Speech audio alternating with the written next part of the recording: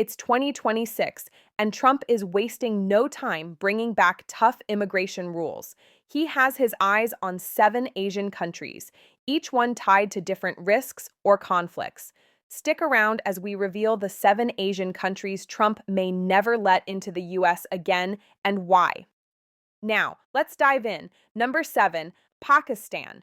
Why is Pakistan one of the countries Trump may never let into the U.S. again in 2026? Now that he's back in office, Trump is moving fast on his immigration plans, and Pakistan is high on his list. His main reason? Ongoing national security concerns and poor cooperation with U.S. immigration laws. For years, Trump has warned that some dangerous groups still operate in parts of Pakistan. He says that even though the Pakistani government claims to be fighting terrorism, there are still too many unanswered questions. He argues that background checks on people coming from Pakistan are weak and U.S. officials can't always confirm who they really are. Trump asks, how can we let people in when we can't verify who they are? Is that a risk the U.S. should take? Another major issue is deportation. When someone from Pakistan overstays a visa or breaks immigration rules, the U.S. government tries to send them back. But Trump's team says Pakistan often delays or refuses to accept their own citizens. Trump calls this disrespectful and says any country that won't take its people back should face serious consequences, including a full immigration ban. This new policy affects nearly all types of immigration: student visas, work permits, tourist visits, and family reunification. Many Pakistani American families are worried if this ban stays in place, they might not be able to bring over parents, spouses, or children. Students accepted to U.S. schools may lose their chance to study. Workers with job offers might be turned away. Is Trump being too harsh, or is he doing what's needed to keep America safe? Could this ban hurt U.S.-Pakistan relations even more? And how will it affect the thousands of peaceful, hard-working Pakistanis who have made America their home? Trump says it's about putting America first. But for many families, this ban could feel like being pushed out no matter how long they've played by the rules. Oh, before we go to the next country, comment down below where you are watching. We love to know where you are from. And now let's go to the next country. Number 6, Indonesia. Now that Trump is back in the White House in 2026, Indonesia has also landed on his radar. Why might Trump ban Indonesians from entering the U.S. again? One word: overstays. Trump has said that Indonesia has one of the highest numbers of visa overstayers among Asian countries. That means many people from Indonesia legally enter the U.S., often on tourist or student visas, but don't leave when they're supposed to. This has become a serious concern for Trump's administration, especially as they crack down on illegal immigration. He believes that people who overstay visas hurt the U.S. system, take advantage of American laws, and make it harder to keep track of who's in the country. If you come here legally, you must leave legally, Trump says. So now he's threatening to block new visa applications from Indonesia unless the country works harder to fix the problem. Another issue is immigration cooperation. When someone from Indonesia is caught in the U.S. without proper documents and is ordered to leave, the U.S. sometimes struggles to send them back. Trump argues that Indonesia doesn't always cooperate quickly or clearly with deportation procedures. As a result, he says the U.S. ends up spending more money and time trying to fix these cases. This proposed ban could affect thousands of Indonesians. Many students who dream of studying in the U.S. may not get their chance. Families could be separated. Travelers with business or tourism plans might be denied visas even if they have clean records. Is this a fair response to visa overstays? Could there be a better solution than banning an entire country? What about the many Indonesians who follow the rules and contribute to American society? Trump says this isn't about punishing a country. It's about protecting America's borders. But for Indonesians hoping for a better future in the U.S., this new policy feels like a closed door. Number 5, Iran. With Trump back in office in 2026, Iran is once again in the spotlight. If there's one country Trump has always had strong opinions about, it's Iran. Now he's making it clear Iranians may not be welcome in the U.S. anytime soon. The biggest reason, national security. Trump believes that Iran poses a serious threat to the U.S. due to its government support for groups the U.S. considers dangerous, like Hezbollah and others in the Middle East. Even if the travelers are peaceful, Trump says it's too risky to allow entry from a country whose leaders oppose America. In his own words, we can't tell who's good and who's bad until we know we're going to pause things. That means suspending visas, even for students, tourists, and people with family in the U.S. Another issue is nuclear weapons. Trump has always been against the Iran nuclear deal. He says Iran can't be trusted to follow global rules, and if they get nuclear weapons, it puts everyone in danger. So, as a way of showing toughness, he's once again stopping Iranians from entering the U.S. to pressure their government. But is this fair to the everyday people of Iran, especially those who are peaceful, educated, and just want a better life? Many young Iranians have studied in the U.S. or hope to visit family. Others want to escape the difficult conditions at home. Now, all of that is at risk. Could this ban increase hate instead of peace? Are there better ways to keep America safe without shutting people out completely? Trump says it's not personal, it's about keeping Americans safe. But for Iranians who dream of visiting or living in the US, this move feels deeply personal. It's another wall in a world that already has too many. Wait, if you found this video interesting, don't forget to hit that like button, subscribe for more content, and tap the notification bell so you never miss an update. And now let's go to the next country. Number 4, Bhutan. Why is Bhutan, often seen as a peaceful and quiet country, part of Trump's 2026 immigration ban list? At first glance, it might seem strange. Bhutan is known for its stunning landscapes, gross national happiness policy, and a small, peaceful population. But Trump's team says the issue isn't with violence, it's with verification. Can the U.S. really trust Bhutan's identification and immigration records? That's the main concern. Bhutan doesn't have strong digital systems to track citizens or visitors. Many government records are still on paper, and there's limited cooperation with U.S. immigration officials. Trump says this makes it hard to do proper background checks for people applying for visas.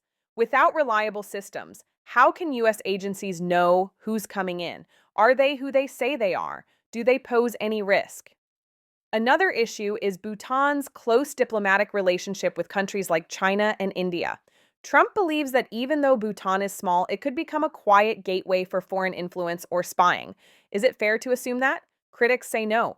But Trump says the U.S. can't take any chances, especially in 2026 when digital security is more important than ever. This immigration ban affects student visas, tourist entries, and even family reunifications.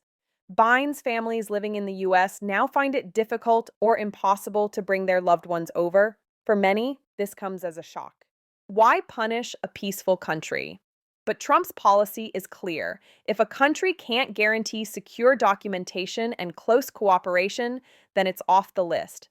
Bin leaders have expressed disappointment and confusion. But Trump stands firm. He says every country, no matter how peaceful, must meet high standards if it wants access to U.S. borders. Is this approach too strict, or is it a necessary step in a digital age? Number 3, Myanmar. In 2026, Donald Trump's updated immigration ban includes Myanmar, a country struggling with civil unrest and political instability. But why would Trump ban people from Myanmar, a nation many Americans barely hear about? The answer lies in one word: security. Myanmar has faced years of military rule, ethnic conflict, and civil war. Since the military took over again in 2021, violence has spread across the country. Entire villages have been destroyed, and millions of people are displaced. Trump says this chaos makes it nearly impossible to properly vet people who want to come to the U.S. If the government can't provide stable records or clear identification, how can U.S. officials be sure who's entering the country? Another concern is the rise of extremist groups inside Myanmar. While the country isn't known for international terrorism, some rebel factions have grown stronger during the ongoing civil war. Trump argues that without a stable government, dangerous individuals could slip through the cracks. Is banning everyone from the country the right answer, or is it unfair to people fleeing violence? Human rights groups are criticizing the decision, saying the ban punishes innocent families who are trying to escape war, but Trump argues that until Myanmar becomes more stable and cooperative, the U.S. cannot afford the risk. He says, America needs borders that protect our people, not policies that invite problems. The ban also affects refugees, many of whom had already been waiting years for approval. Now their dreams of safety in the U.S. have been put on hold or canceled completely. What happens to them now? Where will they go? Myanmar's leaders have made little public response, likely because they're focused on internal conflict. But for Myanmar's citizens abroad, this decision feels like a door has slammed shut. They're asking, will the U.S. ever open its arms again? For Trump, the message is clear. Until countries can prove they are safe, stable, and secure, they won't be welcome. Number 2, Turkmenistan. In 2026, Donald Trump's list of banned countries now includes Turkmenistan, a small Central Asian nation that rarely makes international headlines. So, why would Trump block people from a country most Americans know very little about? The main reason is lack of transparency. Turkmenistan is one of the most closed off and secretive countries in the world. Its government strictly controls media, limits internet access, and does not cooperate openly with international agencies. Trump claims that this lack of openness makes it nearly impossible to verify the background of people applying for U.S. visas. Without reliable information, how can American authorities know who is really entering the country? Trump's administration has raised concerns about fake documents and incomplete background checks from applicants in Turkmenistan. When governments do not share data or keep proper records, it creates a serious national security concern. Could this lead to people with unknown or dangerous pasts entering the U.S.? Another issue is the strong relationship between Turkmenistan and countries the U.S. considers threats like Russia and Iran. Trump believes these alliances could put American interests at risk, especially if intelligence sharing is limited. He argues that blocking travelers from Turkmenistan is a precautionary step to avoid future problems. Human rights groups say the ban is unfair to ordinary Turkmen citizens, many of whom are trying to escape poverty and lack of freedom. But Trump's stance is firm.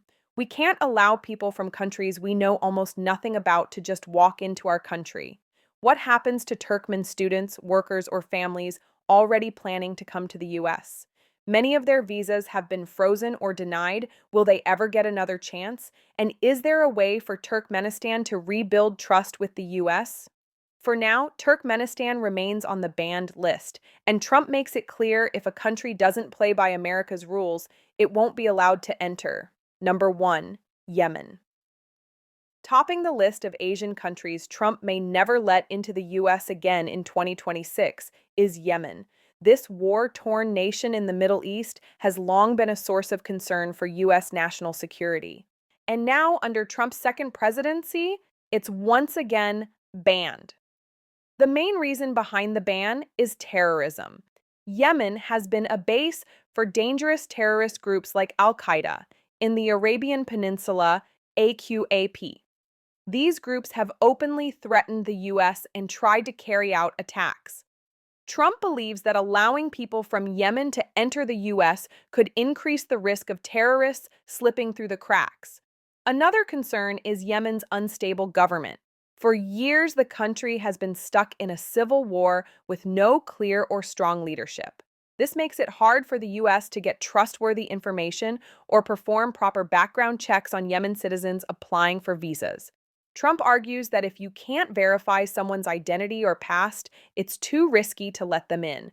The ban has already affected thousands of Yemen families trying to reunite with relatives in the U.S. Students, workers, and even those seeking medical treatment have seen their visas canceled or delayed.